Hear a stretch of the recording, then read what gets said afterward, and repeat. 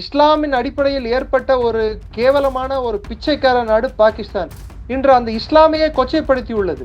அடி வாங்கினாலும் ஈனோ மானோ ரோஷம் சூடு சொரணை எதுவும் இல்லாத திருவோடு எடுத்துக்கிட்டு பிச்சை வாங்கிட்டு பக்கத்து நாடுகளுக்கு வந்து பிரச்சனையை கொடுத்துக்கிட்டு அந்த நாட்டு மக்களுக்கும் பிரச்சனையை கொடுத்துட்டு அதுக்கு ஒரு யூனிஃபார்ம் போட்டு பிச்சை எடுக்கிற ஒரே கூட்டம் பாகிஸ்தான் ஆர்மி.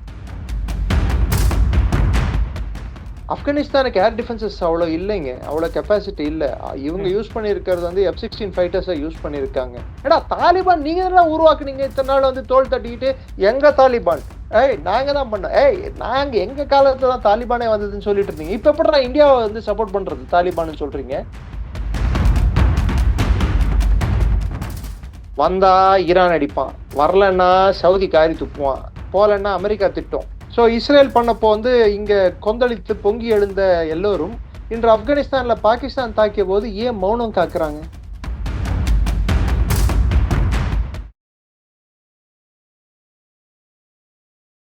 இளைய பாரத நேயர்களுக்கு வணக்கம். இன்னைக்கு நம்ம நேர்காணல நம்ம சிறப்பு விருந்தினர் டிஃபென்ஸ் எக்ஸ்பர்ட்டான டாக்டர் நிரஞ்சன் சார் அவர்கள் தான். சார் வணக்கம் சார். வணக்கம், ஜெய்ஹிந்த். ஜெய்ஹிந்த் சார். சார் ஆக்சுவலா இன்னைக்கு ரொம்ப முக்கியமான நியூஸ் என்ன பார்க்கப்படுது அப்படின்னா, தாலிபான் அரசு வந்து பாகிஸ்தான் மேல குற்றச்சாட்டு வச்சிருக்காங்க. அதாவது காபூல் ஹாஸ்பிட்டல் அட்டாக் பண்ணி 400 பேருக்கு மேல இறந்திருக்கிறதா நியூஸ் எல்லாம் வருதே சார். என்ன நடந்துச்சாங்க ஆக்சுவலா? அதாவது பாகிஸ்தானுக்கு சவுதி அரேபியா கூட போயிட்டு டிஃபென்ஸ் பேக்ட் ஒன்று சைன் பண்ணாங்க.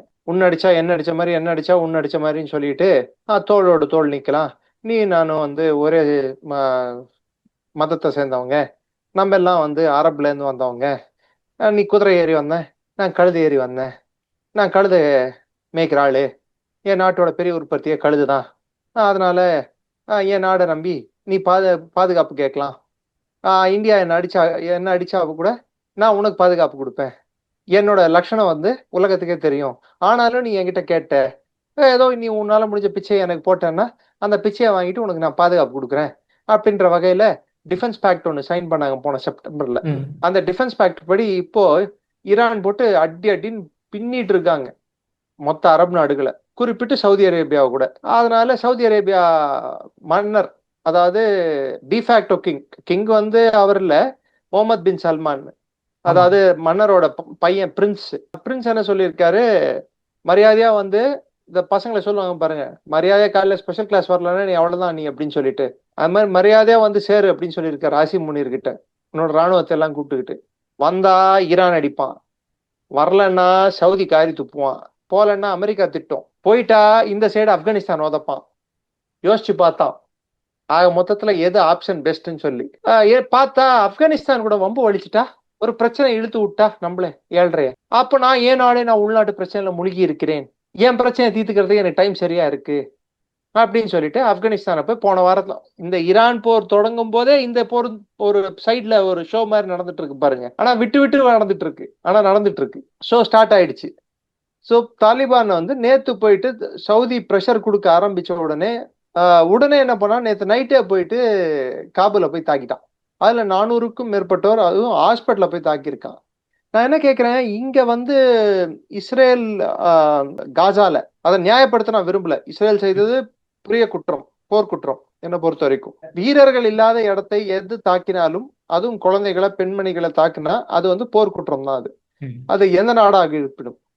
ஸோ இஸ்ரேல் பண்ணப்போ வந்து இங்க கொந்தளித்து பொங்கி எழுந்த எல்லோரும் இன்று ஆப்கானிஸ்தான்ல பாகிஸ்தான் தாக்கிய போது ஏன் மௌனம் காக்குறாங்க? இவங்களோட உள்நோக்கம் என்ன? அதை நம்ம புரிஞ்சுக்க வேண்டிய ஒரு கட்டாயம் இருக்கு. அப்ப இவங்க ஆப்கானிஸ்தான் முஸ்லீம் நாடு இல்லையா, இல்ல பாகிஸ்தான் மட்டும்தான் முஸ்லீம் நாடா? இல்ல முஸ்லீம் நாடு இன்னொரு முஸ்லீம் நாடு மேல இப்ப ஹாஸ்பிட்டல் மேல குண்டு போட்டா அது எல்லாமே சரியா? புனித குரான்ல அப்படி ஒரு எங்கேயாவது எழுதி இருக்கா? இல்ல ஸல்லல்லாஹு அலைஹி வஸல்லம் நபிகள் நாயகன் தான் ஒரு இன்னசென்ட் உயிரை, அதாவது ஒரு இன்னசென்ட்டை கொன்னா அது மொத்த மனித இனத்தையே கொல்ற மாதிரின்னு சொல்லிட்டு சொல்லியிருக்கு குரான்ல. அவங்க சொல்றதுபடி அப்படி பார்த்தா 400 பேஷண்ட்டுங்க தானே அங்க இருந்தாங்க, அந்த கொல்லிருக்காங்களே. இஸ்லாமின் அடிப்படையில் ஏற்பட்ட ஒரு கேவலமான ஒரு பிச்சைக்கார நாடு பாகிஸ்தான் இன்று அந்த இஸ்லாமையே கொச்சைப்படுத்தி உள்ளது. 400 பேரை கொண்டு இருக்காங்க. இப்போ இங்க இருக்கக்கூடிய மக்களும் பாகிஸ்தானுக்கு அப்பப்போ கொடி பிடிப்பானுங்க இங்க சில பேர், அவங்களும் மற்றவர்களும் இப்ப பாகிஸ்தானை வந்து ஏன் கண்டனம் தெரிவிக்க மாட்டேங்கிறாங்க? ஸோ சவுதிக்கு போகாம தவிர்ப்பதற்கு, அங்கே போயிட்டு அடி வாங்காமல், ஈரானிடமிருந்து அடி வாங்காமல் தப்பிப்பதற்கு அவர்கள் எடுத்துக்கொண்ட ஆயுதம் ஆப்கானிஸ்தான் மீதான தாக்குதல். ஆனால் இதனால பாகிஸ்தான் பெரும் அழிவை சந்திக்க தான் போகுது. அதுக்கு காரணம் தெஹ்ரிக் தாலிபானோட தாக்குதல் இன்னும் அதிகரிக்க போகிறது. இன்னொரு பக்கம் பாத்தீங்கன்னா பாகிஸ்தான் சொல்லியிருக்கிறது என்னன்னா, அங்கிருந்து ட்ரோன்கள் வந்தது, அந்த ட்ரோன்களை எல்லாம் ராவல்பிண்டியை நோக்கி வரும்போது நாங்க சுட்டுட்டோம், கொஹாத் கண்டோன்மெண்ட்டை நோக்கி வரும்போது நாங்க சுட்டுட்டோம். அதாவது இஸ்லாமாபாத்ல ராவல்பிண்டின்றது வந்து ராணுவ மிலிட்டரி ஹெட் குவார்ட்டர்ஸ், அதாவது அவங்களோட நாட்டோட அரசியல் தலைமையா அங்கதான் இருக்குன்னு வச்சுக்கோங்களேன். பேருக்கு தான் இஸ்லாமாபாத், ஆனா எல்லாமே ராவல்பிண்டி தான். ராவல்பிண்டியா ரவுடி பிண்டியான்னு தெரியாது நம்மளுக்கு. பிண்டன்னா ஊரு, ரவுடிகளின் ஊர் அது. காக்கி யூனிஃபார்ம் போட்ட ரவுடிங்க அங்க இருக்கிறது எல்லாமே. ஆனா பாகிஸ்தான் காக்கி வந்து இருக்கிறதுலே மட்டமான காக்கி. ஜனநாயகத்தை காப்பாத்துறேன்னு சொல்லிட்டு மொத்த ஜனநாயகத்தையும் ஒரு நாட்டையே அடிச்சு ஒலையில போட்டுக்கிட்டு சாப்பிட்டுட்டு உட்காந்துட்டு இருக்கானுங்க 80 வருஷமா. சோ பாகிஸ்தான் ராணுவம் வந்து ஏதோ ஒரு இடத்துல பிஸியா இருக்கிற மாதிரி காட்டணும். இல்ல 5,60,60,000 பேர் பாகிஸ்தான் ஆர்மியில சர்வ் பண்றது, 70,000 பேர் விமானப்படையில சர்வ் பண்றது, 30,000 பேர் நேவி, மொத்தம் 6,30,000 பேர் 6,60,000 பேர் சர்வ் பண்றாங்க முப்படைகளும் சேர்த்து. இது இல்லாம அவங்களோட ஃப்ரான்டியர் காப்ஸ், திரும்பி இந்த சைடு பாத்தீங்கன்னா பாகிஸ்தான் ரேஞ்சர்ஸ், இது மாதிரி அவங்களோட துணை பாதுகாப்பு படை அமைப்புகள் எல்லாம் இருக்கு. 9 லட்சம் பேர் 10 லட்சம் பேர் இருப்பாங்க இதெல்லாம் சேர்த்தீங்கன்னா நீங்க. ஸோ 9 லட்சம் 10 லட்சம் பேர் இருக்கிற இந்த ஆகச்சிறந்த வல்லமை கொண்ட பாகிஸ்தான் ராணுவம் எந்த போரை ஜெயிச்சிருக்கு? ஒன்னுத்தையும் இல்லை, இது வரைக்கும் 0. ஆனா மெடல் குத்திப்பாங்க, ஒரு நாட்டையே சுரண்டி பொழைப்பாங்க. அதாவது ஒரு புள்ளி வரும் உங்க பார்வைக்கு நான் சொல்றேன். கிட்டத்தட்ட நம்மளோட எக்ஸ்போர்ட் அவங்களோட எக்ஸ்போர்ட் 2000 வருஷம் 2000 இயர்ல வந்து அதுக்கும் இதுக்கு இருக்கிற கேப் வந்து நம்மளதும் 100 பில்லியன் டாலருக்கு கம்மியா தான் இருந்தது. அவங்களதும் வந்து 50 பில்லியன் டாலருக்கு கம்மியா இருந்தது. 20-25 பில்லியன் தான் என்ன எக்ஸ்போர்ட் பண்ணிட்டு இருந்தாங்க அவங்க. நம்ம 80 பில்லியன் கிட்ட, 70ல இருந்து 80 பில்லியன் கிட்ட தான் நம்ம வந்து உற்பத்தி, அதாவது எக்ஸ்போர்ட் பண்ணிட்டு இருந்தோம், நம்ம பொருட்களை வெளியே அனுப்பிச்சிட்டு இருந்தோம். இன்னைக்கு எவ்வளவு தெரியுங்களா? பாகிஸ்தான் 10 பில்லியன் டாலருக்கு வந்துருச்சு, நம்ம 750 பில்லியன் டாலர் கிட்ட போயிட்டோம் கடந்த 25 ஆண்டுகள்ல. நான் சொல்றது இது பணத்தோட மதிப்பு கடந்த 25 ஆண்டுகள்ல டாலருக்கு நிகரான இந்திய ரூபாய் மதிப்பு வந்து ஒத்துக்கிறேன் 60 ரூபாய் கிட்ட. நம்ம டாலரோட விலை 55 ரூபாயில இருந்து 60 ரூபாய் ஏறி இருக்கு 2000க்கும் இப்பத்திக்கும். அப்போ 35 ரூபா 35 ரூபா இருந்ததுன்னா இன்னைக்கு கணக்கு போட்டு பாத்தீங்கன்னா 92 ரூபா இருக்குன்னு நினைச்சுக்கோங்க. அப்ப 57 ரூபா 58 ரூபா ஏறி இருக்குன்னு தான் கணக்கு அது. ஆனா பாகிஸ்தான் வந்து எவ்வளவு ஏறி இருக்கு தெரியுமா? 300 ரூபாய் தாண்டி போயிடுச்சு. சரி, இது போனா போகட்டும். 2000 வருஷத்துல நமக்கும் அவங்களுக்கும் இருந்த, அதாவது வறுமை கோட்டுக்கு கீழே இருக்கும் மக்கள் அவங்க நாட்டிலயும் வந்து 21% கிட்ட இருந்தாங்க, நம்ம நாட்டுல 25% இருந்தாங்க. இன்னைக்கு இன்டர்நேஷனல் டேட்டா சொல்றது இந்தியாவில இருக்கிறது வறுமை கோட்டு கீழே 2% சொல்லிட்டு. பாகிஸ்தான்ல வறுமை கோட்டு கீழே இருக்கிறவங்களோட சதவீதம் கிட்டத்தட்ட 29%, 30% வச்சுக்கோங்களேன், 29%. அது பாகிஸ்தான் அரசே ஒத்துக்கிட்டது. இன்னொரு டேட்டா சொல்றேன். எல்லா மாநிலங்களும், அதாவது 4 மாநிலங்கள், 4 மாகாணம் அவங்களது, அதாவது அடிப்படையா பலூச்சிஸ்தான், கைபர் பக்துன்வா, சிந்து, வெஸ்ட் பஞ்சாப். இந்த 4 மாகாணத்துல வெஸ்ட் பஞ்சாபோட வருமானம் மட்டும்தான் இன்னைக்கு சர்ப்ளஸ் காட்டுது. அதாவது அவங்க வருமானம் மாத்திரம் நிதி பற்றாக்குறை இல்லாம இருக்கு. மத்த எல்லா மாநிலத்துக்கும் நிதி பற்றாக்குறை இருக்கு. ஆனா அந்த விகிதாச்சாரம் இல்லாம சென்ட்ரல் ஃபண்ட்ஸ் வந்து அதிகமா, அதாவது அங்க இருக்கக்கூடிய ஃபெடரல் கவர்மெண்டோட ஃபண்ட் அதிகமா வாங்கிக்கிட்டு ஸ்டேட்டுக்கு பங்கிடாம தனித்தனி மாகாணங்களுக்கு வந்து என்ன பணம் வருது, வருவாய் வருதுன்னு அவங்க ஒழுங்கா கணக்கு. இதெல்லாம் நான் சொல்றது வந்து நான் என் சொந்த கற்பனையில சொல்ல, பாகிஸ்தான்ல இருக்கக்கூடிய எக்கானமிஸ்டுங்களே சொல்றது. இதெல்லாம் டேட்டா வேணும்னா உங்களுக்கு புள்ளிவிவரத்தை நான் எடுத்து அனுப்புறேன். அவங்க சொல்றது என்னடான்னா, பலூச்சிஸ்தான்ல இருந்து எடுக்கக்கூடிய மைனிங் பண்றக்கூடிய காப்பர், கேஸ், இதுல இருந்து எந்த ஒரு ரிட்டர்னும் அந்த ஸ்டேட்டுக்கு இல்ல, சுரண்டி பொழைச்சிட்டு இருக்காங்க. கைபர் பக்துன்வா அதே மாதிரிதான் சிந்தும். ஆனா வெஸ்ட் பஞ்சாபோட ராணுவ அதிகாரிகள் தான் அதிகம். வெஸ்ட் பஞ்சாப்ல இருக்கக்கூடிய மத்த கவர்மெண்ட் சர்வீசஸ்ல, அதாவது அங்க பாகிஸ்தான் அட்மினிஸ்ட்ரேட்டிவ் சர்வீஸ், நம்ம ஐஏஎஸ்க்கு இணையான சர்வீஸ், அங்க இருக்கக்கூடிய சர்வீஸ்ல இருக்கிறவங்க, பாகிஸ்தான் போலீஸ் சர்வீஸ், இங்க இருக்கிறவங்க எல்லாம் யார் அதிகமா பாத்தீங்கன்னா பஞ்சாபிகள் டாமினேஷன் தான் அதிகமா இருக்கு. இன்னைக்கு இருக்கக்கூடிய ராணுவ தளபதிகள்ல கோர் கமாண்டர்ஸ் வந்து பல பேர் என்ன கிட்டத்தட்ட 95% வந்து பஞ்சாபை சேர்ந்தவங்க. அவங்களோட joint chief of staff, chairman of joint chief of staff Sahir Shamshad Mirza Punjab, Asim Munir Punjab, you name it they have it அப்படின்னுவாங்க. எல்லாருமே வெஸ்ட் பஞ்சாபை சேர்ந்தவங்க. ஸோ இயற்கையாவே கைபர் பக்துன்வால இன்னைக்கு நடந்திருக்கிற அட்டாக்கால பல ரிட்டையர்டு ஜெனரல்கள், அதாவது சர்வீஸ் முடிஞ்ச பாகிஸ்தானி ராணுவ தளபதிகளும் சர்வீஸ்ல இருக்கக்கூடிய தளபதிகளும் கீழ்மட்டத்துல இருக்கக்கூடிய அதிகாரிகளும் அவங்க எல்லாருமே கொந்தளிச்சு போயிருக்காங்க. பொருளாதார நிலைமையை நான் உங்களுக்கு ஏற்கனவே சொல்லிட்டேன். இப்போ ராணுவத்துக்குள்ளேயே பிளவு, ஒரு கிளர்ச்சி உண்டானா பாகிஸ்தானோட நிலைமை என்ன ஆகும்னு சொல்லி யோசிச்சு பாருங்க. அதான் ஒரு சண்டையை தவிர்க்கிறதுக்கு இன்னொரு சண்டையை தொடக்கிட்டாங்க. ஆனா இந்த சண்டையை தொடக்க தெரியும் தவிர்த்து அவங்களுக்கு என் பண்ண தெரியாது. அதுவும் இந்த சண்டை வெறும் ஆப்கானிஸ்தானோட சண்டை மாத்திரம் இல்ல, உள்நாட்டு போராவும் இது மாறக்கூடிய சாத்தியம் அதிகம். இப்ப ஆப்கானிஸ்தானை தாக்குனதால இது உள்நாட்டு போராக பத்தான்களுக்கு வர்சஸ் பஞ்சாபிகளுக்கான சண்டை, பலூச்சுகள் வர்சஸ் பஞ்சாபிகளுக்கான சண்டையா இது ஆல்ரெடி இருக்கு.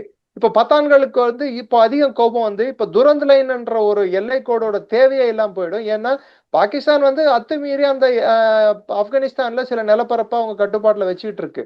சார், இப்போ நான் சொன்ன மாதிரி இப்போ அவங்க வந்து ஹாஸ்பிட்டல் அட்டாக் பண்ணது வந்து பாகிஸ்தான் தெரிஞ்சே பண்ணுச்சா இல்ல தெரியாம பண்ணுச்சா? ஒருவேளை என்ன மாதிரி மிசைல்ஸை யூஸ் பண்ணி அதை அட்டாக் பண்ணாங்க? ஏன் வந்து ஆப்கானிஸ்தானால இதை வந்து இன்டர்செப்ட் பண்ண முடியல? ஆப்கானிஸ்தானுக்கு ஏர் டிஃபென்சஸ் அவ்வளவு இல்லைங்க, அவ்வளவு கெப்பாசிட்டி இல்ல. இவங்க யூஸ் பண்ணிருக்கிறது வந்து F-16 ஃபைட்டர்ஸை யூஸ் பண்ணிருக்காங்க.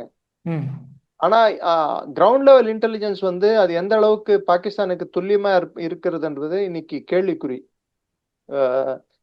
இன்னொரு உதாரணம் என்னடான்னா, உலகத்தின் சால சிறந்த ஆளுமை வல்லமை, அது மாதிரி எப்பாரும் இல்லாத ஒரு உலக அமைப்பான ISI இன்று ஒன்னுத்துக்கும் லாக்கி இல்லாத ஒரு அமைப்பு என்று, எதுக்கும் பிரயோஜனம் இல்லாத ஒரு அமைப்பு என்று இன்னொரு முறை காட்டியுள்ளது. அதுக்கு நிதர்சனமான உண்மை என்னடான்னா, அவங்களால இன்னசென்ஸ், அதாவது எந்த தவறும் செய்யாத மக்களையும் பொதுமக்களையும் உடல்நிலை குறையோட ஹாஸ்பிட்டல், அதாவது மருத்துவமனையில இருக்கிறவங்க, ஹாஸ்பிட்டல்ல இருக்கிறவங்களையும் பெண்களையும் குழந்தைகளையும் எங்கேயாவது டூர் போறவங்களையும் இல்ல ஹோட்டல்ல தங்குறவங்களையும் இவங்கள மாத்திரம்தான் தாக்க முடியும். அவங்களோட வீரத்தை இவங்க மேல காட்டிட்டு மெடல் குத்திப்பானுங்க. நான் என்ன சொல்றேன், ஜெய்ஷே முகமது, லஷ்கர் தொய்பா இதெல்லாம் வச்சிருக்காங்க இல்ல, இதை கொஞ்சம் ஏவி விடுறது தானே அங்க ஆப்கானிஸ்தான் மேல சண்டை போடுன்னு சொல்லிட்டு. ஏன்னா அவங்களுக்கு சண்டை போட்டு பழக்கமே இல்லையே. இந்தியன் ஆர்மியை பார்த்தா டர்ன்னு சுத்திட்டு காத்துல சுட்டுட்டு டிக்கிய காட்டு ஓடுற திட்டு பசங்க தானே அவனுங்கெல்லாம். பாகிஸ்தான் ராணுவமே முதுக காட்டு ஓடுறவனுங்க தான். So these fellows are basically cowards, கயவர்கள். அதுவும் இந்தியன் ஆர்மி ஆலிவ் கிரீன் யூனிஃபார்மை பார்த்தா பேண்ட்லயே அவங்களுக்கு எல்லாம் வந்துடும். தைரியம் தான் வர சொல்லுங்களேன் பார்க்கலாம். சோத்துலயே அடிச்சா சேத்துலயே அடிச்சது வந்து பழைய காமெடி. இவனுங்களை எதுல அடிக்கிறதுனே தெரியல நம்மளுக்கு. அடி வாங்கினாலும் ஈனோ மானோ ரோஷம் சூடு சொரணை எதுவும் இல்லாத திருவோடு எடுத்துக்கிட்டு பிச்சை வாங்கிட்டு பக்கத்து நாடுகளுக்கு வந்து பிரச்சனையை கொடுத்துக்கிட்டு அந்த நாட்டு மக்களுக்கும் பிரச்சனையை கொடுத்துட்டு அதுக்கு ஒரு யூனிஃபார்ம் போட்டு பிச்சை எடுக்கிற ஒரே கூட்டம் பாகிஸ்தான் ஆர்மி. அதுல வேற யூஎன்ல போயிட்டு நாங்க வந்து தீவிரவாத முகாம்களை தாக்கினோம், தாலிபான் வந்து தேரிக்கை தாலிபானுக்கு சப்போர்ட் பண்ணி, எது ஹாஸ்பிட்டல் வந்து தீவிரவாத முகாமா நாங்கள் தாக்கினோம் அப்படின்னாங்க. அதுதான் இந்தியா சொல்லிச்சு. எப்பயும் சொல்ற பொய் தானே சொல்லியிருக்க, புதுசா ஏதாவது இருந்தா சொல்லு.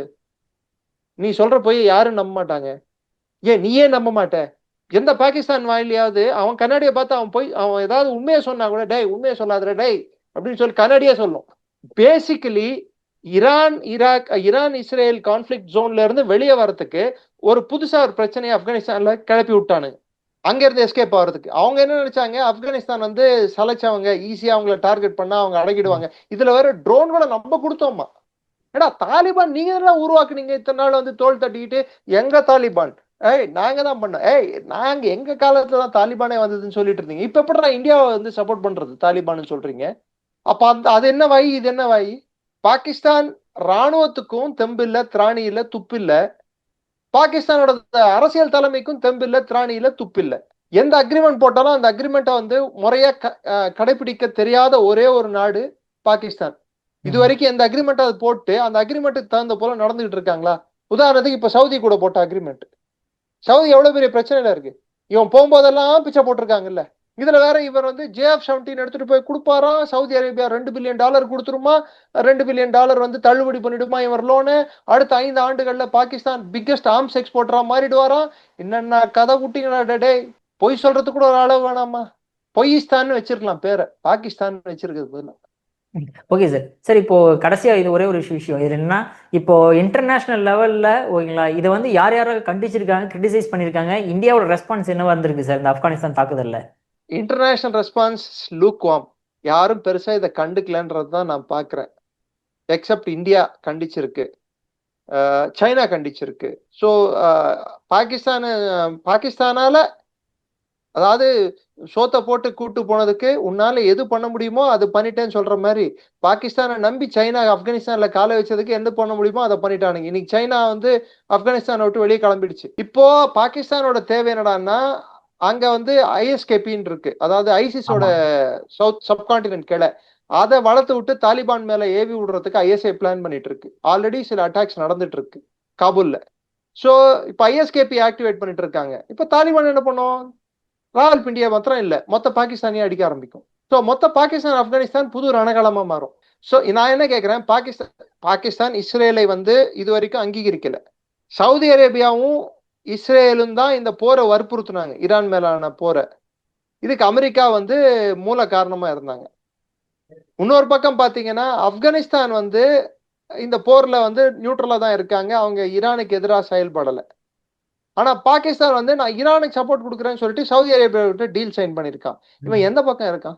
ஸோ பாகிஸ்தானுக்கு வந்து பொருளாதார ரீதியில், அரசியல் ரீதியில், ராணுவ ரீதியில் தே ஆர் பேங்க்ரப்ட். அதாவது புரியுற மாதிரி சொல்லணும்னா, நோ மேட்டர், ஓன்லி மீட்டர் அவங்களுக்கு எல்லாம் கணக்கு. பாவம் ட்ரம்ப் வந்து தனிமைப்படுத்தப்பட்டுள்ளார், ஒதுக்கப்பட்டுள்ளார் உலக நாடுகளால். அவர் வந்து இப்ப இன்னைக்கு நேட்டோக்கு வேற வார்னிங் கொடுத்திருக்காரு, 3ஆம் உலக போரே வந்துரும் நீங்க வந்து ஜாயின் பண்ணலன்னு. கிட்டத்தட்ட வடிவேல காமெடி மாதிரியே ஆயிட்டு இருக்கு. என்னால சிரிக்க கூட முடியல. கோடை கிழிச்சிட்டு இந்த கோடை நீயும் தாண்ட கூடாது, நானும் தாண்ட மாட்டேன், தாண்டா நான் செத்துருவேன் அப்படின்னு. கிட்டத்தட்ட அது மாதிரி ஆயிட்டு இருக்குங்க. இஸ் பிகமிங் அ லாஃபிங் ஸ்டாக். பிரிட்டன் நீ வா, பிரான்ஸ் வா, இட்டலி வா, யாரும் வரத்துக்கு ரெடியா இல்ல. நார்வே வரத்துக்கு ரெடியா இல்ல. நேத்து கூட்டறிக்கை பாத்தீங்களா, நேட்டோட கூட்டறிக்கை, திஸ் இஸ் நாட் அவர் வார்னே சொல்லிட்டாங்க அவங்க. இந்த சண்டை என்ன கேட்டா நீ போன இல்ல, போ ஜெயிச்சிட்டு வா போ அப்படின்ட்டாங்க. இஸ்ரேலோட நிலப்பரப்பு வந்து இந்த சண்டையை தாக்கு பிடிக்கிற அளவுக்கு இஸ்ரேலுக்கு நிலப்பரப்பு இல்லை, அதை நம்ம புரிஞ்சுக்கணும். இஸ்ரேலுக்கு ராணுவம் இருக்க, அதாவது வலிமையான ராணுவம் இருக்கலாம், அவங்க கிட்ட நவீன போர் விமானங்கள் இருக்கலாம், எல்லாம் இருக்கலாம். ஆனா ராணுவத்தின் பலம் எவ்வளவுன்னு பாருங்க. அந்த நாட்டோட பரப்பளவு ஏன் மொத்தமே 475 கிலோமீட்டர் தாங்க வடக்குல இருந்து தெற்குக்கு மொத்த இஸ்ரேலோட நிலப்பரப்பு. 22,000 சதுர கிலோமீட்டர் தாங்க இஸ்ரேலோட நிலப்பரப்பு. இங்க இஸ்ரேல் தான் ஜெயிக்கும் அப்படின்றாங்க. இதெல்லாம் கிரிக்கெட் மேட்ச் ஆகுது, இஸ்ரேல் ஜெயிக்கும் ஈரான் ஜெயிக்கும் சொல்றதுக்கு. இங்க for any war geography is important. பூகோளம் தெரிஞ்சிருக்கணும். பூகோள ரீதியில, மக்கள் தொகை, ஜனத்தொகை ரீதியில இஸ்ரேல் வந்து ஈரானோட வீக்கா தான் இருக்கு. தொழில்நுட்ப ரீதியில ஸ்ட்ராங்கா இருக்கு, நான் ஒத்துக்கிறேன். ஆனா பூகோளத்தின் அடிப்படையில் பார்த்தா இஸ்ரேல் வந்து மூவ் பண்றதுக்கு இடம் இல்லை. எங்க மூவ் பண்ணுவாங்க?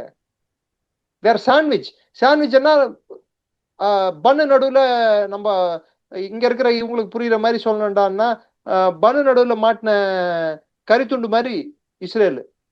இந்த சைடு மூவ் பண்ண முடியாது. அந்த சைடு, இந்த சைடு பாத்தீங்கன்னா அவங்களுக்கு ஈஜிப்ட் சினாய் பெனின்சுலா வந்துடும், சூயிஸ் கால்வா இந்த சைடு. நார்த் சைடு போனா லெபனான், இந்த சைடு போனா சிரியா. எங்க மூவ் பண்ணுவாங்க? இந்த சைடு வந்தா ஜார்டன். எல்லாமே தனித்தனி நாடுங்க. எந்த சைடு மூவ் பண்ண முடியும் இஸ்ரேலால? இஸ்ரேலோட நிலப்பரப்பே அவங்களுக்கு இருக்கக்கூடிய மிகப்பெரிய பிரச்சனை. அதுல வேற வெஸ்ட் பேங்க், வெஸ்ட் சைட்ல இருக்கிறது வந்து அவங்களுக்கு கடல், இது ஒரு 15 கிலோமீட்டர் அளவுக்கு தான் கடல்ல அந்த அந்த இது வரும். ஏன்னா மிச்சது காசா வந்துருது. இந்த சைடு வந்து ஜெருசலம் இதெல்லாம் இருக்கு பாருங்க, இந்த பகுதி எல்லாம், அந்த பகுதி எல்லாம் வந்து என்க்ளேவா வந்து பாலஸ்டைன் கட்டுப்பாட்டுல இருக்கு. ஸோ இஸ்ரேலோட நிலப்பரப்பு வந்து ரொம்ப குறுகிய நிலப்பரப்பு. இன்னைக்கு கொரம்ஷியர் 4 இப்போ புது மெசைல் ஒன்று செஜல், அந்த மெசைல் வச்சு அடிச்சிருக்காங்கல்ல, அது வந்து கிட்டத்தட்ட டான்சிங் மெசைல் அப்படின்றாங்க. அது லாய்டரிங் அம்யூனிஷன். அது 750 kg வரைக்கும் பேலோடு எடுத்துட்டு போக முடியும், வெடிபொருள் எடுத்துட்டு போக முடியும். அதால கிட்டத்தட்ட கொரம்ஷியர் 2, கொரம்ஷியர் 3 கேட்டகரியில வரும் அது. அந்த மிசைல்களுக்கு தாக்கு பிடிக்கிறதுக்கு இவங்களால எப்படி முடியும்? முடியாது. இஸ்ரேலுக்கு வந்து அடிப்படை பிரச்சனைகள், அதோட பூகோளம் ஒரு அடிப்படை பிரச்சனை. மக்கள் தொகை எவ்வளவு? 1 கோடியோட கம்மிங்க. ஈரானோட மக்கள் தொகை எவ்வளவு? 9 கோடி. ஒரு போரை ஜெயிக்கிறோம்னா ராணுவ வீரர்கள் தேவை. ராணுவம் தோய்வு நிலை அடைஞ்சிருச்சுன்னா, மொரேல் டவுன் ஆயிடுச்சுன்னா, சண்டை போடக்கூடிய தன்மை இல்லைன்னா, கடைசியில ஏஐ வீடியோங்க தான் ரிலீஸ் பண்ணிட்டு உட்காந்துட்டு இருக்கணும். அது எந்த நாடா இருந்தாலும்.